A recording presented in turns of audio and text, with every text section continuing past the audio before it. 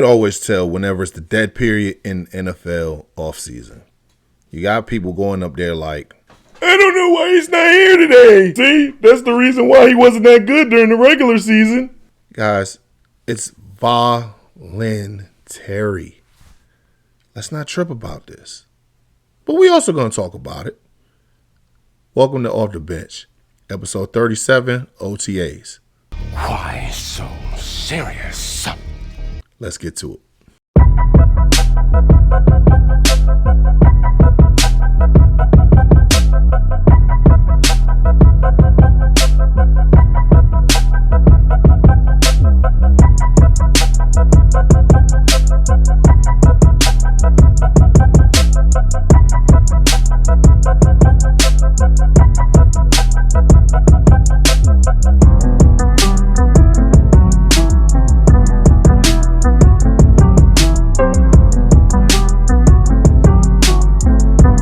What up, what's good, what's happening? It's your boy Big Herb, and welcome to another episode of Off the Bench.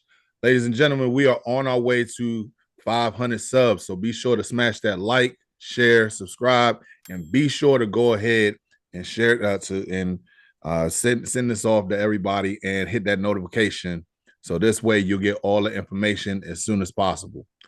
Ladies and gentlemen, today we got a special guest today. First off, he's known to catch the Holy Ghost just as much as Terry McLaurin catches every touchdown. He's a content creator on the road to 7,000 subs. He's on YouTube. His YouTube channel is called Protect Sports Network. Ladies and gentlemen, give it up for the homie, Tony Hamilton. What's good, Tone? What's going on with you, bro? How you doing, man? I'm glad to be on this channel, man. Glad to be on Off the Bench, man. And looking forward to collab with you, Herb. Let's wrap up some Commanders, man. Let's do it. Hey, that's what's up, man. So starting off, man, it's something about the Commanders log entries that they have this every year. And I mean, obviously, they had it a couple years ago before the new front office came in, but it's something about with these guys that's putting this stuff together. It's just amazing. And I mean, I don't know if you saw it this past week or last week, came out last Wednesday. The Commanders log entry 4. It was talking about the whole entire draft process as far as what went on in the war room, getting in contact with different players, possibly putting out trades and everything, which we all know it didn't really happen. But they also had they had the draft day party me and my son went to, and my man Road Warrior was up there. A couple other people was up, a couple players was up there. Shout out to Brian Coba Jr. He was on there. I met up with him, took a picture with him, as you can see right here. So he's real cool. Everything was I'm not even gonna hold you. When they go ahead and make those calls to those players for the first time, it's just like you get emotional looking at it, and you're just as invested as these kids, you might as well say they're kids, but they growing into men now. Getting brought into the league.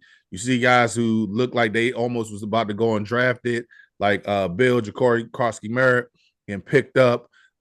Trey Amos, who he wasn't even sure if he was he really should have been a first round pick, but then he goes ahead and get picked up in the second round by us.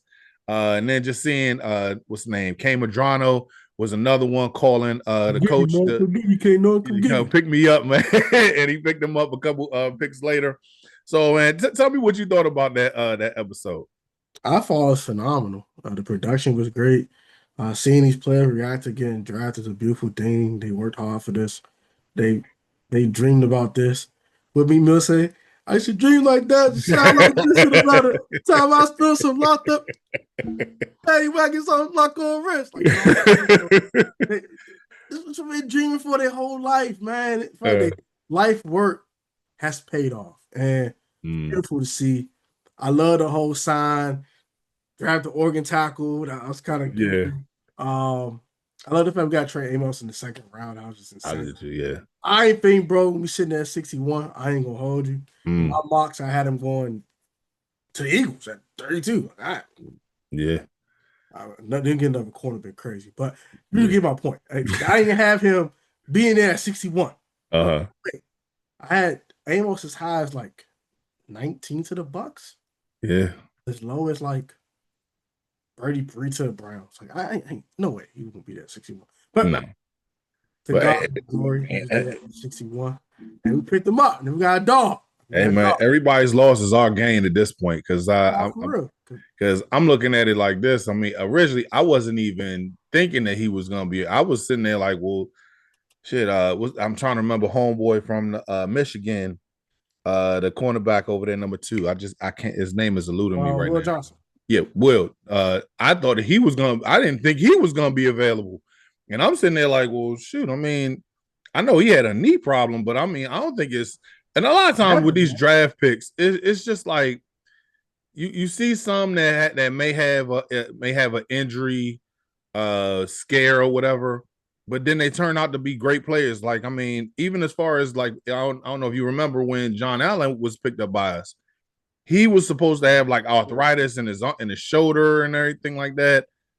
Never even had a shoulder injury the whole entire time. I mean, I think he only had 2 injuries throughout the whole entire process, but for the most part, he was playing. Now his production, that's a whole different story. I think he could have been better than what he was, but that's besides the point. It's just seeing that somebody like Trey Amos fall that low is crazy. I mean, it's crazy work at the end of the day. You got 2 first-round potential draft picks, and and you nailed every single one of them. If you ask me, right this second, but man, just looking at what's going on, just moving on to the next part, man. We got a mini camp going on, and a lot of stuff is being talked about. So let's start off with the positives and everything. We're seeing J5 come out there with the gun show going on, and I mean, we see him he putting on some more muscle and everything like that. And it's a good look, so good that our offensive coordinator Cliff Kingsbury is saying, man, his arm is a little stronger than what we seen last year, and he is one of the best deep balls that we've ever seen. And I mean, for him to come out as a rookie doing what he's doing, and then to say, oh, he's only improving, that's remarkable. And I mean, you can only get but so hyped about what's going on with this team. What's your thoughts on that, man? I love the fact that Five did put some muscle on. I put some little extra armor on him just because he's a running quarterback. So that thing you want to do is have that rib injury like you had last year where you played through it, but it's a little sus. And we're going to throw some ill-advised interception, doing some stupid things we'll be doing. And cost a couple ball game. But not him necessarily, but him being hurt cost a couple ball. Yeah. So yeah, I'm glad he got a little stronger. I love what I see from Amos and OTA so far. He had a pick in that third phase. That day 1, we got to see what the media was there and everything else. I love the fact that a guy like Jordan McGee are going under Bobby Wagner's wing, learning from him. I guess Kay Madrano's doing the same thing as well. So yeah, it's a lot of good things going on. It's a couple of cons that we gotta talk about, I know, but yeah, we definitely more pros than cons from OTAs. But another thing that we saw is I'm gonna speak it into existence. Future Hall of Famer Brian Mitchell was in attendance last week at training camp. You seen what's his name? Dan Quinn had asked him to come on a couple months ago to say, hey, we want you to come on in and help these special teamers out with the return game. And I mean, seeing that you're one of the greatest to ever do it, in my opinion, and I know it's biased, I think he's the greatest to ever do it. No disrespect to Devin Hester. I'm a biased ass Commander fan. So don't argue with me, argue with your mama. It's Brian Mitchell all day. But as far as like you got somebody like him to come in and help a guy like Lane coming in, Jalen Lane coming in, and he's been remarkable in the punt return game in college. And then you see the speed that he brings to the table. it's only gonna get better with Brian Mitchell. Just hey, I'm just a phone call away. I know that we ain't gonna have him on the coaching staff. Truth be told, I don't want to be Mitchell on the coaching staff. I love him as what he's doing right now. He gives Right. great content, and I think this you don't want to put that on him because I mean, say if something doesn't work out, now we're gonna look at him differently. Like, oh, you was a sorry coach on it. No, I think Don't argue this no more. he's great at what he does now. It's a Come goofy. on in there, give me a call. Do what Daryl Green did for Sanders still last year. Exactly. So I mean, so yeah, I love it. So what's your thoughts? I love it too, because that's kind of like you said what Daryl Green did with Mikey last year, showing him the ropes and kind of give him some off the field coaching from a player perspective. And I think that will help a guy like Jalen Lane. I think Jalen Lane will be impactful, not just a punt returner, but also offensive player too. That speed you can't teach. You can't teach Mm-mm. speed and agility and quickness that he possesses. Exactly. I think he's a better route runner than given credit for. I think the production at Tech was because the quarterback was trash. They didn't have a backup quarterback after that quarterback got hurt. So what the heck you want him to do? He got no one to throw on the ball. Everyone throwing the ball is trash. Just Yeah. what you want to do. I He mean, can't you throw look at himself the ball. So yeah. I mean, you look how you at how throwing he the ball scored. around? You look at how he scored last year. He had a punt return, a kick return, a reception. What's his name? Threw a touchdown, ran a touchdown. I mean, he's a jack of all trades, if you ask me. Yeah, nah. You can't go wrong with him. So I mean, it's just Give it him the was ball in great. space. Don't work. Yeah, I mean, and it's a good look for somebody like him to come in here and learn from a great like Brian Mitchell. I mean, Brian has been doing what he had. Like his year was he played about 14 to 16 years. I'm not sure exactly. 14 season. 14 years in the league. He's still regarded as one of the greatest to ever do it. And why not? If you got an asset like that just sitting on the sidelines, why the hell not? Give him a call. What's the worst that can happen? You become a you become a really good punt returner, and I mean you become a quality receiver on the team, and I mean it's something to look at. I mean, but moving on to the next part, man.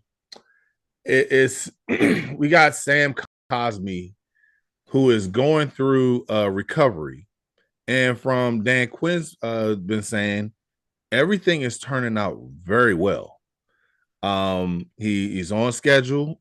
He's still got some time to cover, and let's keep it a buck, guys.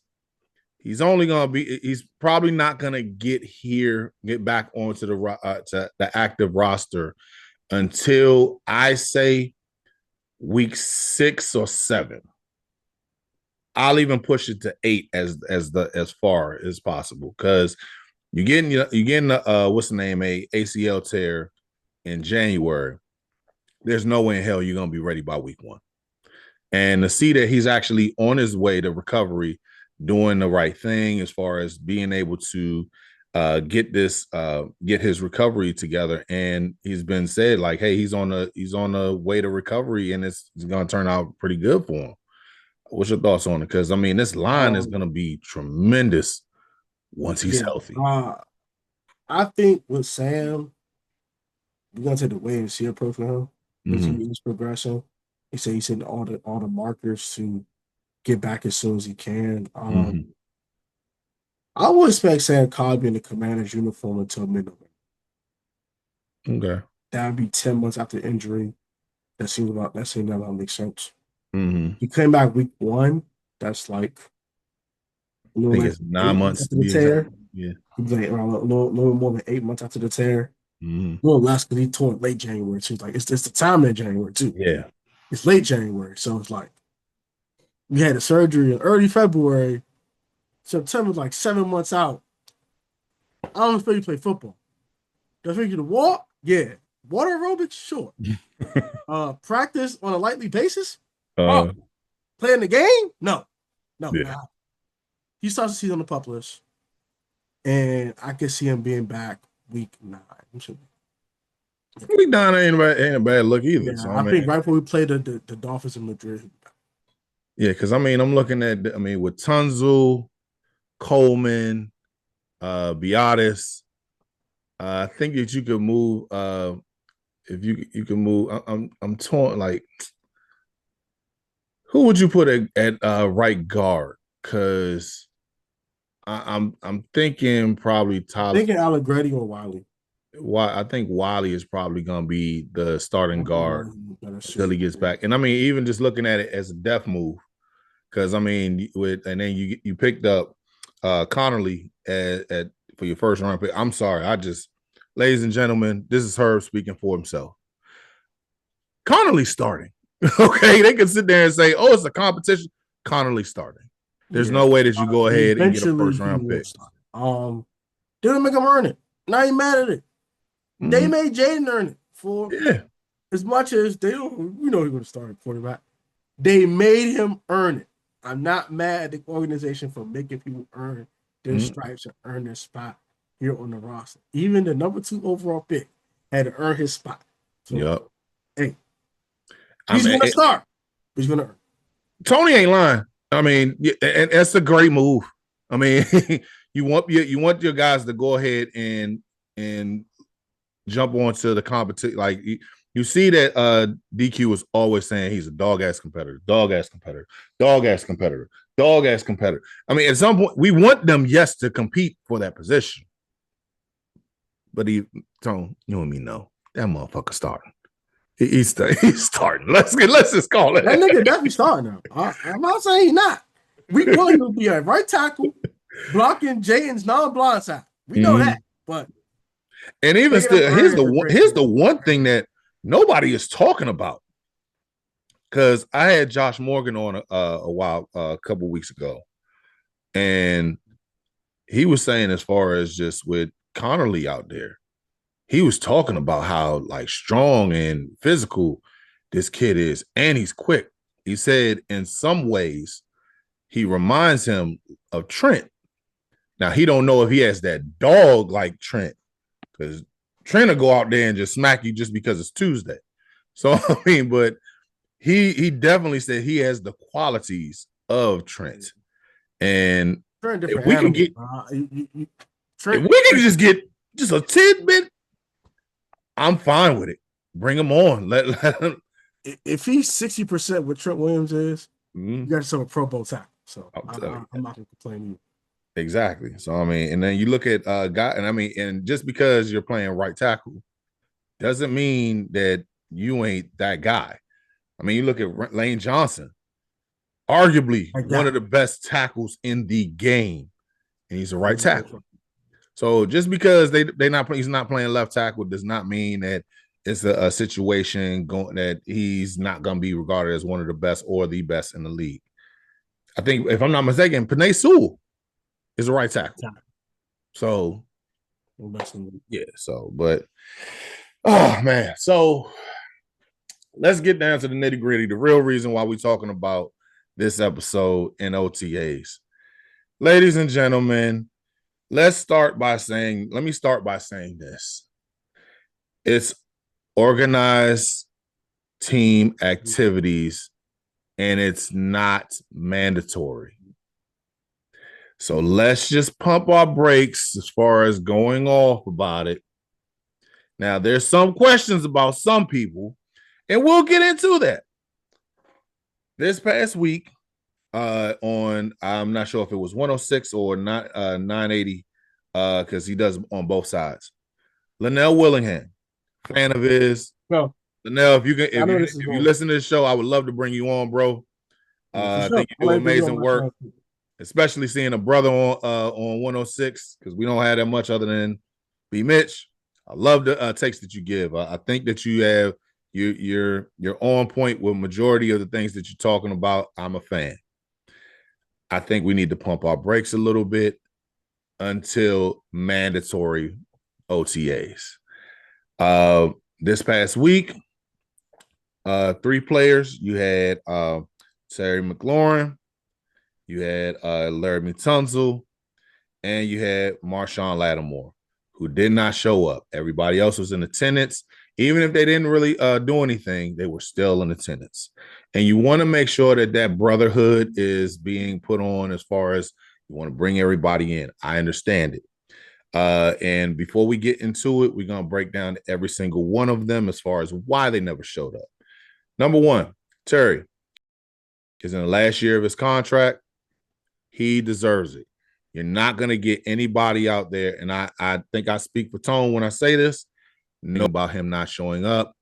Pay that man. That dude is one of the best in the league. He has been a phenomenal person just in general. He's great on the field, great off the field. In my opinion, I think he is potentially a top 5 receiver in the league. And that's no bias. That's just me just stating his potential. He's definitely a top 10 receiver in this league, and he needs to get paid as such. He's not in the streets. He's in the books. He's matter of fact, he got married in February.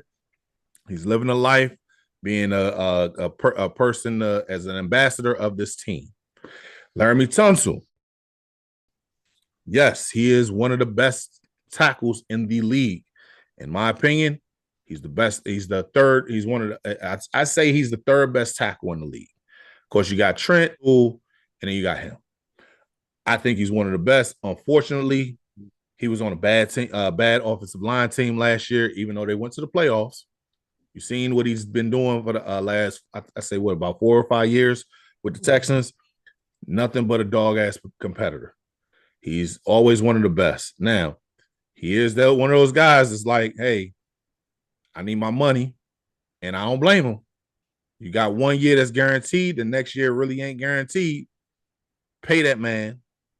Let's go on about our business. Make sure that he's in as far as with the team. Now, last but not least, we got Marshawn Lattimore, who, for whatever reason, decided not. I don't know why, especially when we needed you to come in here and learn this playbook, get your health together, because we already know the whole entire hamstring issue that was going on.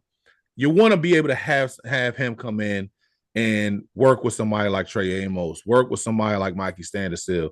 But also, it's also been reports that, hey, with him being over in New Orleans, it really wasn't a lot that he wasn't coming to OTAs, and at least the non-mandatory ones.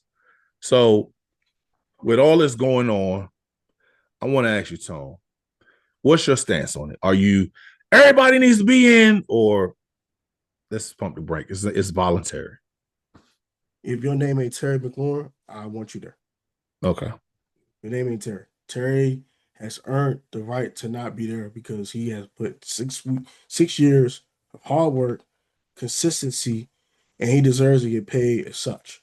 Mm-hmm. Go to the last of his contract. Most of it's not guaranteed to him. Go ahead and pay him. Let's just get out the way. Mm-hmm. Marshawn Lattimore, this ain't New Orleans, bro. This ain't New Orleans. Bring your tail. Bring your ass. No, come on. Bring your ass in here. No. Now, you don't got to participate. Show up. I'm going to ask you to go out there and go full speed and strap a 7th-round receiver that's not going to make the team, enough like that, or an undrafted free agent. You come up here and be an extension of the coaching staff. Mm-hmm. Show Trey Amos the way. Continue to help Mikey Samerson. Help Noah Ibnagami. Help these guys. But go to the training staff. You know what I'm saying? Be an extension of the coaching staff. Yeah. Run around a little bit, talk a little trash. Go on. I mean, I ain't asking you to do a lot. Just show up, bro. Yeah. Even Laramie Tunsil. Mm-hmm. Let me get to this nigga. You got the audacity to go to Privilege and go pop $10 for bottles? You can't show up. Come on, bro. Come on, bro. Oh, you go to Privilege, bro. Pop all these bottles, bro. You can't show up, bro. Come on. And you publicize on socials. Little Winterhead can see this. If you kept it to yourself, I wouldn't care. But you put on your story, you got report. U Street. Privilege. Bottles. Okay. I'm going to talk this on my X account tomorrow. Yeah. Bro, come on. Laramie. You know better. You You the same with the gas mask on draft day. You know better. Yeah, we can't forget about that. What did Lin Hill say in this video? Uh, This ain't Houston. yeah. And they traded your ass. So come on. Come on. Come on, sir. Bring your tail on. Bring your ass over here. And show Josh Collier the way. Okay? I'm not asking for you to go full speed and to OD on people and to block someone's head off. I mean, they can't even do anything really. Anyway. Yeah. But just show Conley some techniques or something and then go home. I'm not asking for a lot. But don't go to U Street and pop 10 grand for bottles and don't show up. That's just a bad look. It's a bad look on the PR side of things. Yeah. But I'm not really mad at Laramie per se. I'm just kidding, to be honest. But it's just a bad look. Yeah. But with Marshawn, this ain't New Orleans. Just come, bro. Like, just be at mandatory minis, bro. It's already over with. You ain't make it. It is what it is. And then Terry is the only exception to the rule. He tried to get a contract. You other two fools, bring it to him. Cause and shout out to Rio Robinson when he said this, because Marshawn gives that energy like he's only there from 9 to 5, and I'm not here for I'm not here for the whole entire staff party, or we're not going to the I'm not going to the bar. I'm not going to do any extra activities that's going on after work. I'm only here to do my work, go home. Don't ask me about anything that has anything to do with at 5:01. I'm off the clock. Don't talk to me. He does give that energy. I'm not saying that he is. For all we know, off the camera, off the scenes, he's just like, hey, I'm cool with everybody. We go ahead and do this, that, and the third. But the perception that gives off is that he may not be like, hey, I'm here with the team when it's time, when I'm on the clock. When I'm on my way home, don't talk to me about football.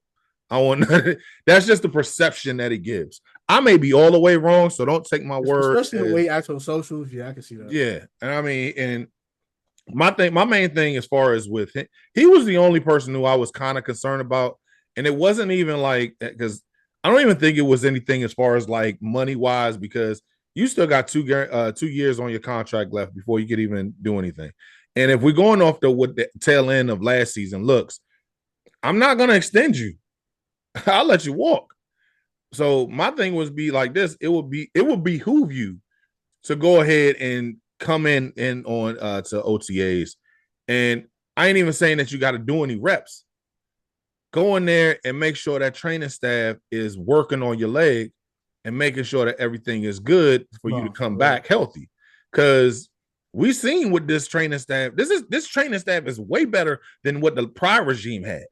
The prior regime, we couldn't even get Trent Williams to stay here because this motherfucker had cancer, and nobody gave it a look. We had people coming in here, the what's the name? The feds raiding the whole entire area because this whole entire this training staff was horrendous. And now you got it to where now you had somebody like who's in their 14th year, Zach Ertz, playing 17 games last year when he was already 1 foot out the door because he couldn't even stay healthy. And everybody is I'm trying to remember who else. What's safety's name? His name is eluding me right now. Our free safety. 20. What's his name? Quan Martin. Quan Martin. Quan. Quan had 2 separated shoulders. 2 since week 3. And he played the whole entire year. Now, he wasn't like during practice, he wasn't really engaging as far as like contact drills or anything like that, but he was in every single time. This training staff has been night and day since the last regime. And I'm telling you, even if you ain't got to play, you ain't got to do shit. Just sit in there like, hey, do a couple hours, go the fuck home and go on about your business. That's my only gripe. I'm not really tripping over Laramie because he's one of those type of guys who comes in and just beats everybody's ass and then goes on about his business. he's one of the few who I say has the privilege to go ahead and you can go ahead and if you don't show up, I'm not tripping because I already know what you bring to the table. No, I mean he's already in the protector of the year conversation, and with the new individual award for offensive lineman coming out this year, talked about in the last episode.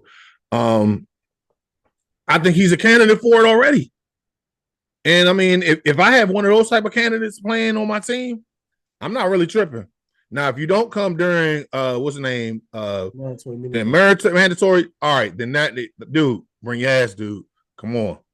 I mean, you only got one job. You're not like us regular 9-to-5ers because I still got a whole bunch of shit that I gotta do right after we record. So I mean, you have one job to do that everybody would kill to do. I know I'm closer to 40. I just ain't got the body for it no more. But I'm telling you, if you're telling me at 30 years old and I'm one of the best tackles in the league, and all I gotta do is just show up to just OTA, I'm gonna be like, look, I'm not really doing much today, guys. I'm here to go ahead and hey, Slim, you need to go ahead and do it like this and everything like that. I'm not doing anything until I get paid. I'm here, but I'm only here so I don't get fined. That's what I'll be doing. If it was up to me, that's exactly that. Big Herb has stated that. That's what I'm doing if I have that. I'm going in. I'm being part of this brotherhood. I'm buying in because everybody is. They were one game away from the Super Bowl.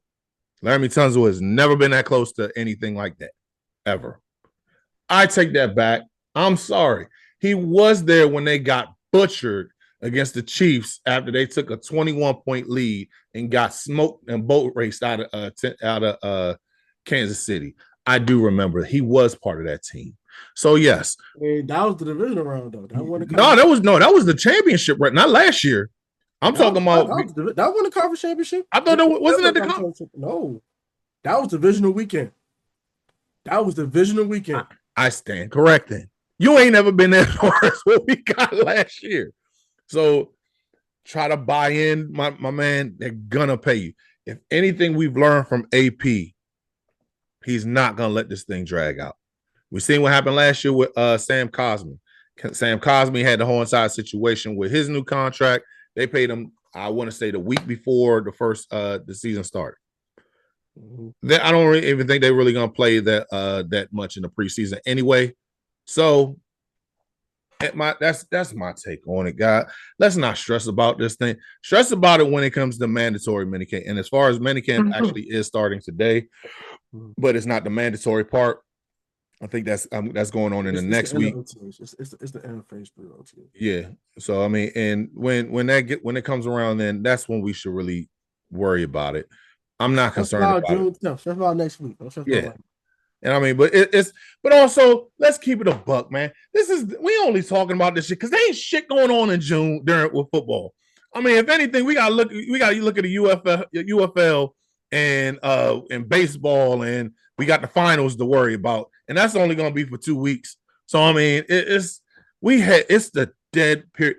I love summer, but I hate it for sports. I don't watch golf. I watch baseball, but if it ain't the Nationals, I don't give a damn. What's the name? Basketball is coming to an end. I'm already pissed off about the NBA draft because I'm a Wizards fan.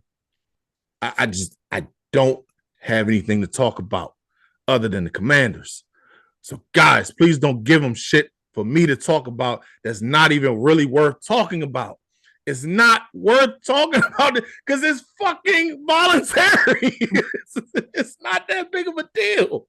Why? Like I said in the title, why so serious? Come on, man. Yes, it doesn't give a good look as far as with Marshawn not showing up.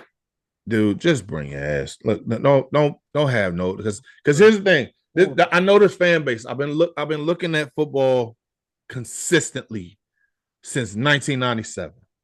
I'm almost 30 years in this bitch doing this. All right, I'm going crazy, dude. Yeah, because I'm about to be 40 this year. So I mean,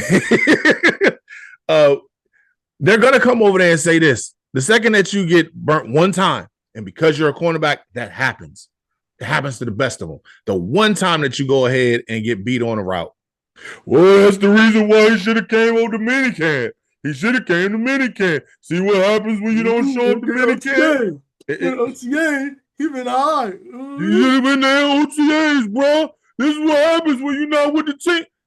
You don't want that work. You don't. That's some work that you don't want to have to deal with because you can't elude it.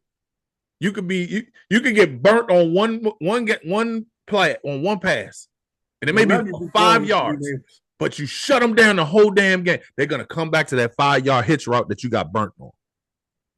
So I don't even go that far.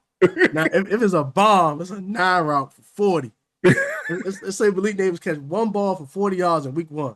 It's on Marshawn Lattimore's a 40-yard bomb. And he doesn't do anything the rest of the game. Dude, the rest of the game. It went, see, Marshawn got burned on that 40-yarder. If he went to OTAs, none of this would have happened. It's the man to shut him out. I mean, don't get me wrong. We would love for everybody to be Revis or Primetime, but not everybody is that. It's just, I mean, come on. Anywho.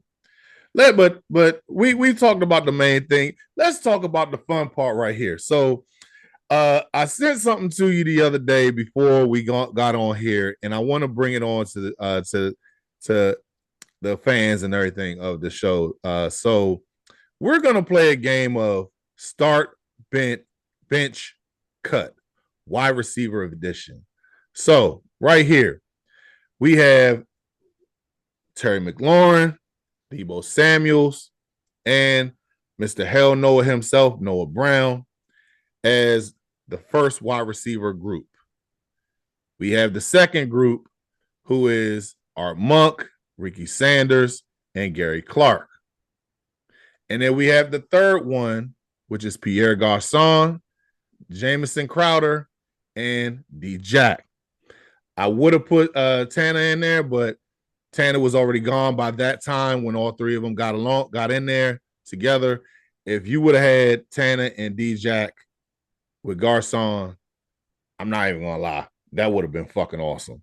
But he was already gone by that time.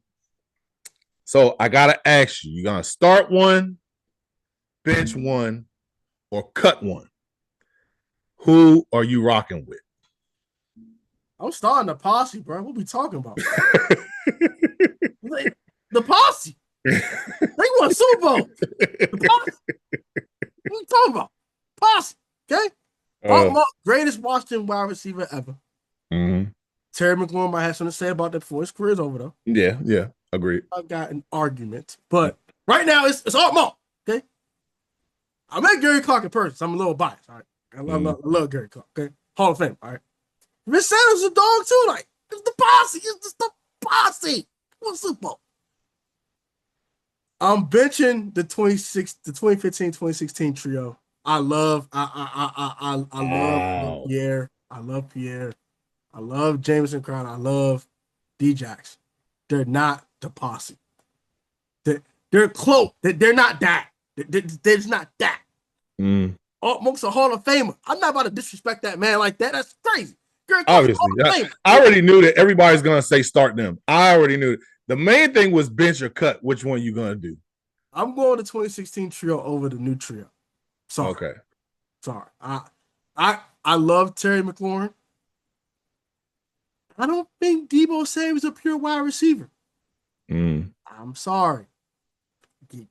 He's a weapon. He's a Swiss Army knife. He's not a pure adulterated, break you off, route you up, destroy you, send your ankles to hell type of wide receiver. He ain't that. He's not banishing ankles to the shadow realm as Rio Robinson does. He's not banishing ankles to the shadow realm. Okay? He ain't doing that. Terry McLaurin's doing that. If it Mr. Hell Noah himself, I need more than one touchdown from you, sir. Sorry. I mean, it is what it is. I mean, and plus we don't know because obviously the season has not started yet. We don't know where this potential team can go as far as with this receiving core. And it's only because we haven't seen. And plus, here's the thing: we don't even know what if Jalen comes out there, Jalen Lane comes out there and kills it. Noah might not even be part of the conversation, and that's not a knock on him. We just don't know yet. So Noah Brown might be the new De'Ami Brown, the he first might be, and might be a little bit better because De'Ami ain't returning no punts. So I mean, No, I was saying Noah Brown will be the new De'Ami Brown, oh okay, okay, the first guy off the bench. yeah. Well, I mean, I'm looking at it as far as the one thing I will give him is that with Noah last year, he led the league in pass interference being put on to him. That's So true. we give him credit. I got to give him credit for that. With Debo,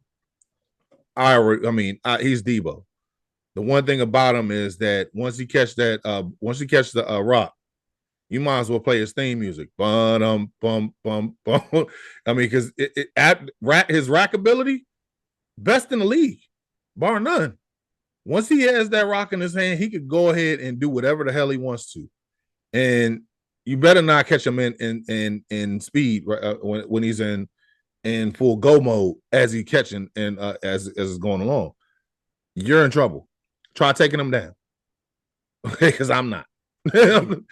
He's a grown ass man.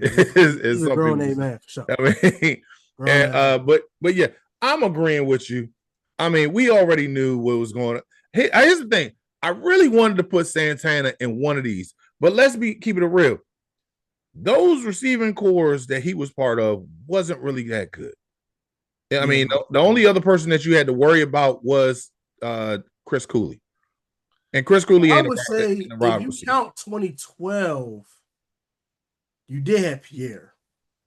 But see, but I already had Pierre. So that's what I'm saying. I mean, and Josh Morgan, great guy. I love him. But, fan, what's his name? Friend of the show. This team, that 2012 receiving core versus was this 2015-16 core. I'm taking this one. First things first, Pierre's in my top 5 as far as Commanders, Redskins, receivers, period. He's in my top 5. You have somebody who could stretch the field and just he is when that ball is up in the air and he comes down with it, strike up the band whenever D-Jack catches that ball. And then you have Jamison Crowder, who I think his rookie year and sophomore year, he was actually he was a good slot receiver, a really good slot receiver. You just had all the weapons together that turned out to be really, really good. That 2012 team, it was an amazing team. It was fun to watch them. You had Josh Morgan on that team. You had Santana on that team. But I'm going to be honest with you, who was there after them? Little Hankerson. I'm sorry, he wasn't even into his own by that time. So that's why I'm saying that's the only reason why I can't put them to take over for that team, because that receiving core, yes, unfortunately, I'm benching that team as far as that core with Pierre, D-Jack, and Crowder. But as far as there's no argument, ladies and gentlemen, there's no argument. You can't just, it's the posse. It's the posse. You have Art Monk, the greatest Commanders receiver ever. Honestly, let's go ahead and put this out here. Ladies and gentlemen, Art Monk was Jerry Rice before Jerry Rice. Before Jerry Rice came in and just owned every record imaginable, it was Art Monk. Oh, Herb, you don't know what the fuck you're talking about. Do your research. If you're a real fan of this team. What little Reese say, do your homework, man. I'm gonna do my homework on that. Do your homework. That's why we usually say, do your homework on that, man. Exactly. Ladies and gentlemen, Art Monk was that guy. Art Monk could route you up. He could do whatever the hell he could out jump you. He could do it. The fact that we had to sit here and wait years for him to get into the Hall of Fame was disgraceful. It was, and that's why I'm so happy when he got in. They literally gave him a standing ovation for 10 minutes. It's the longest ovation in the Hall of Fame's history. They gave this man 10 minutes of a standing ovation. Well deserved, because 85,000 years. I mean, dude, how do you lead the league and lead the all-time record in catches until Jerry broke it? for years. Not just, hey, I got it for like 1 or 2 years and then somebody else. No, you had that shit on a stranglehold for years in a time where they was only just when they were when they were running the ball heavily. You had Rigo on that same team. You had Rigo on that same team, and you were still getting your catches in. So, ladies and gentlemen, you're not going to get me. And to not go the greatest ahead. quarterbacks either. Mark Rippon, You had 3. You had 3. Yeah, 3 different ones. This man got 3 Super Bowls. The GOAT, man. 3 different running backs. He got 3. Our Monk is the greatest. And here's the thing: for the next episode, Tony, we gonna talk about whether whenever that comes. We're gonna talk about as far as who the top tier, the top 5 receivers for this team all time, and we can go into that's another rabbit hole to go down under, y'all. Way different rabbit but hole. this could go on for hours. I you don't got hours. I did. We just for the sake of time, this can go on for a long ass time. And but yeah, guys, Tone, we got to do this again, man. This was very fun, man. You want to fill the people in on where they can find you? So you can find me on Instagram at Protest Sports Network _. You can find me at X, Twitter, whatever you want to call it, stupid app these days, and PSN 042893. That's actually those digits are my birthday, by the way. So you have it on. What do digits about? That's my birthday. Duh. All right, and then finally, you can find me on YouTube at PSN Commanders Network, and also have a reaction channel called ALOT, where I react to people getting cheated on. If you want to watch that, you can watch that crap too. Yes, I will send you that channel. It's hilarious. Yeah. So yeah, I do a little bit of everything on YouTube. I got the Commander channel, I got a reaction channel, also have a fashion channel, so you can go subscribe to all those.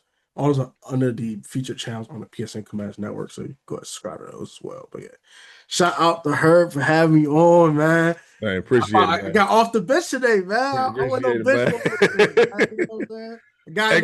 Question: you going to any games this year? I'm gonna see a ticket holder. I go to every game, bro. I'm sorry, I can't hear you. I'm gonna see a ticket holder. I go to every home game. Bro. Oh, okay, my man. Now, because I'm going to what road game to go to that. I'm going to Atlanta this year, so I got my got my plane ticket. That was the plan. That's what I was thinking about too. Because I already told everybody I'm going to the Trap Museum. I'm going to the what's the name of that thing called the College Football Hall of Fame down there.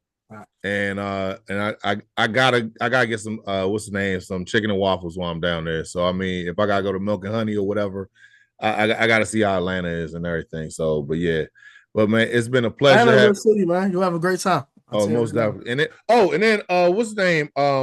Riley Captain. Every year, because I went to New Orleans last year when it was so packed in there. You literally had to walk in like this because it was so many people in there. So, and I'm telling you guys, if you ever go on an away game, go meet up with Riley Captain. It is a vibe. It is something that you have not appreciated until you actually left the DMV and see a shitload of Commander crazy fans just there just to celebrate and have fun and just it's a they do it before the game, so you don't get affected by the result of the game. Yeah, they do it. So everybody's having fun. The vibes lit. The vibes are immaculate. So do that. Because I mean, it's one thing when you're at the stadium and we're all coming together and we're tailgating. Hey, yeah. It's another thing when you're in somebody else's territory and take over that shit. And knock on wood, the division rival. Woo-wee. And knock on wood, I'm undefeated on the road. So we don't lose whenever Big Herb go on the road. I'm 10 game in your own one. So. Hopefully I get up to 500 on the road. Have some fried falcon. Mumbo sauce. We don't want none of your Atlanta. But guys, thanks for watching the show today. Be sure to hit that like, share, subscribe, and that notification bell so you can get all the updated information whenever I drop a video. Guys, also, last but not least, We talked about this last week, and none of y'all Bammers came into the comments and said this. I want to give y'all a nickname. I'm leaning towards the bench warmers. I want you guys I need you guys to have a name because y'all deserve it. Y'all are the reason why I'm here, and I appreciate every single second of y'all, and I want to give y'all the respect that y'all are due. So, in the comment section, tell us what you think about the start, bench, and cut. Tell us what you think about the whole entire situation. With are we tripping about? Am I tripping about? The players need to be there or not be there for OTAs. Tell me in the comment. And here's the thing: a lot of you guys who I actually watch my show that I see in person, you tell me. Don't say it to me. Write it in the damn comments. I appreciate you watching. The show gets more traction, and I could do way more for you guys if you write it in the comment section and hit that like. I'm not just one of these guys that, hey, like, share, subscribe. No, we're trying to get better over here. Help us grow so we could do more. Guys, like we always do every week, peace out, left hand up. Who are we? The Commanders. Peace. Yo, you made it to the end of Off the Bench. Be sure to like, share, subscribe. Man, look, it ain't going to cost you that much. It ain't going to cost you anything at all. Just press that like, that share, and subscribe. Help a brother out, man.